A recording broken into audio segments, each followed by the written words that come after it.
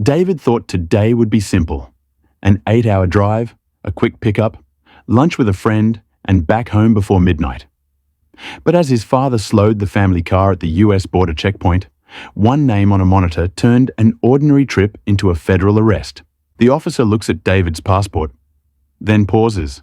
A strange alias pops up on his screen. He leans in. "What's Zenon?" he asks. Before David can answer, 2 armed agents step forward and order him out of the vehicle. He has no idea yet. He's walking straight into a trap built years earlier.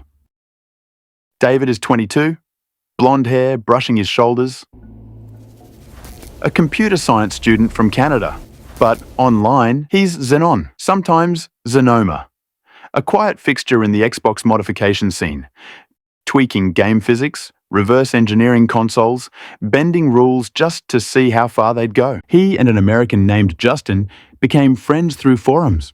When David's car bumper needed replacing and dealers refused to ship the parts to Canada, Justin stepped in. "Ship it to my place. Come grab it anytime." The moment that alias appeared on the border officer's system, a silent protocol activated. One tied to years of digital footprints left across corporate servers. Weapons drawn. David is handcuffed. His father watches, confused and terrified. He isn't being held for modifying an Xbox.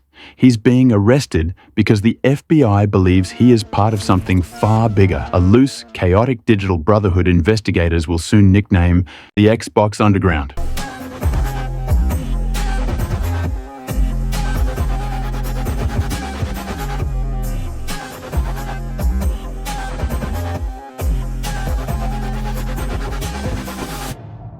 David had always been the kid who couldn't leave a machine untouched.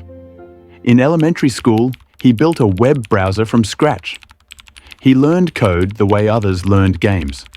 Then 2001 happened, the release of the very first Xbox. For the first time, let me now unveil Xbox. Nuclear reactor aesthetic. A console built like a tank and worshipped by a generation of young tinkerers.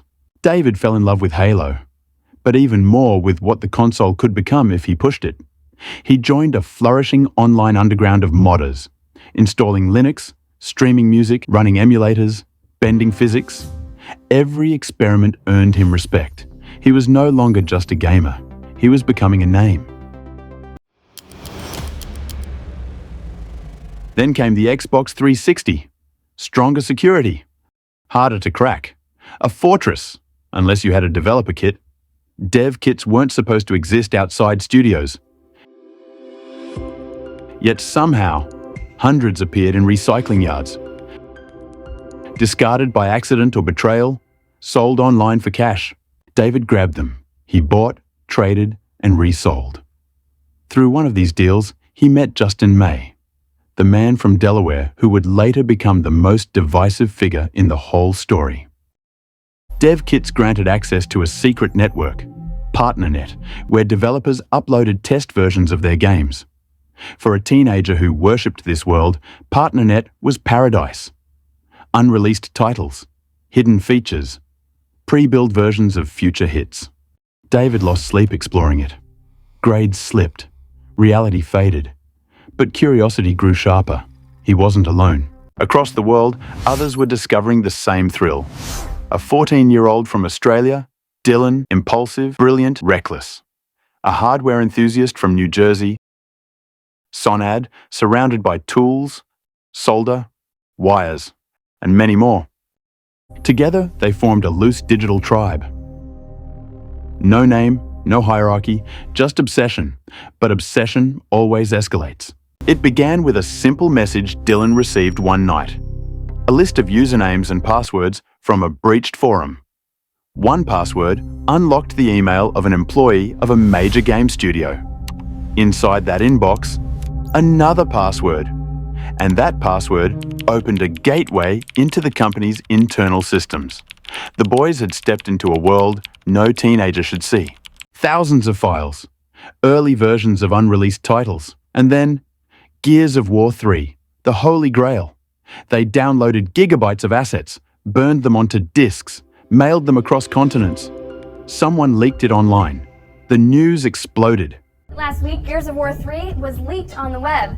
Gears developer Epic Games confirmed that this is not the final build of the game and warned people that downloading the title may actually melt your system. Not sure if that's true, but scare tactics aside, don't pirate. In private servers, somewhere deep in these stolen directories, they found an email. A developer had contacted the FBI. Panic swept through the group. David tried to encrypt hard drives. Sonad went silent. But Dylan kept going, logging in while agents were actively watching. His recklessness opened even more doors. USB drives, credentials lists, personal employee files. He even turned on webcams from half a world away, watching developers sit in meetings unaware.